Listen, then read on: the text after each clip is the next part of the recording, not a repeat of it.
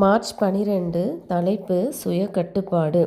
தானியேல் ராஜாவின் போஜனத்தினாலும் அவர் பானம் பண்ணும் திராட்சை ரசத்தினாலும் தன்னை தீட்டுப்படுத்தலாகாதென்று தன் இருதயத்தில் தீர்மானம் பண்ணிக்கொண்டு தன்னை தீட்டுப்படுத்தாதபடி பிரதானிகளின் தலைவனிடத்தில் வேண்டிக் கொண்டான். தானியேல் 1:8. இங்கே வழங்கப்பட்டுள்ள பாடமானது நாம் வளமாய் வாழ்வதற்கு சிந்திக்க வேண்டிய சிறந்த காரியமாகும்.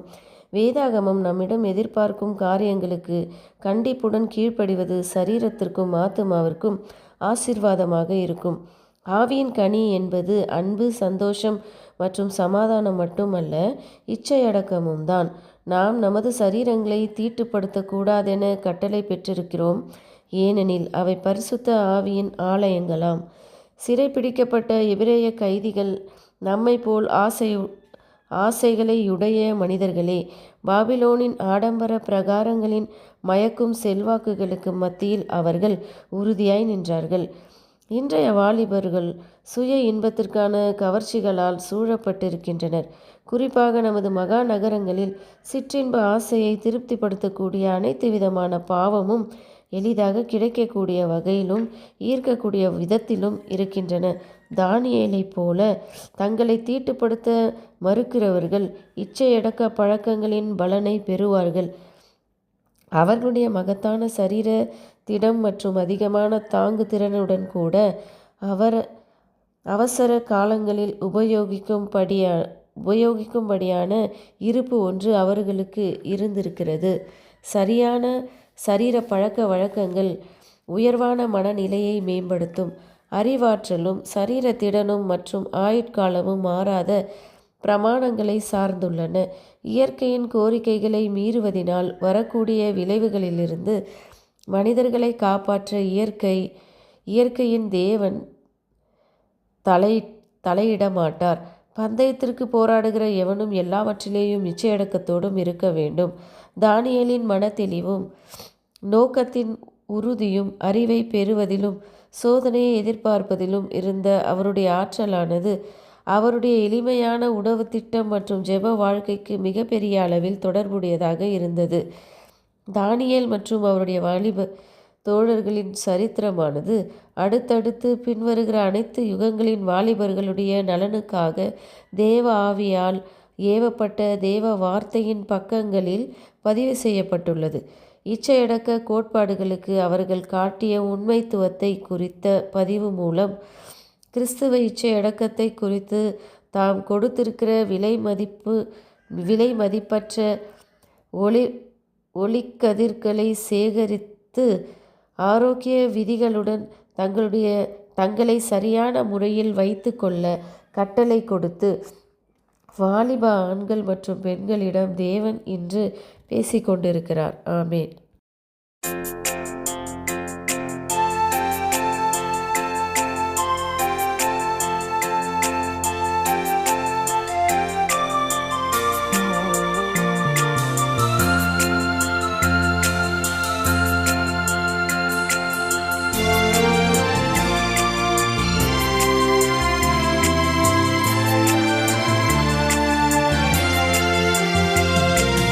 எங்கும் புகழ் இயேசு ராஜ